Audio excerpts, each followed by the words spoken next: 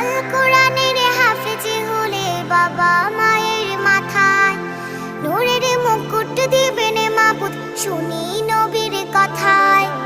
আল কোরআনের হাফেজ হলে বাবা মায়ের মাথায় নূরের মুকুট দিবেন মাবুদ শুনি নবীর কথায়। শামিল হবে আখিরাতে সালেহিনের সাথে, সালেহিনের সাথে। আমরা হব এই দুনিয়ায় নবীর পথের পথিক, দিনের আলো ছড়িয়ে দেব আমরা চতুর্দিক। আমরা হব এই দুনিয়ায় নবীর পথের পথিক, দিনের আলো ছড়িয়ে দেব আমরা চতুর্দিক। এই কথাতে শপথ নিলাম ছোট্ট দুটি হাতে, ভাইয়া আমি মাদ্রাসাতে যাব তোমার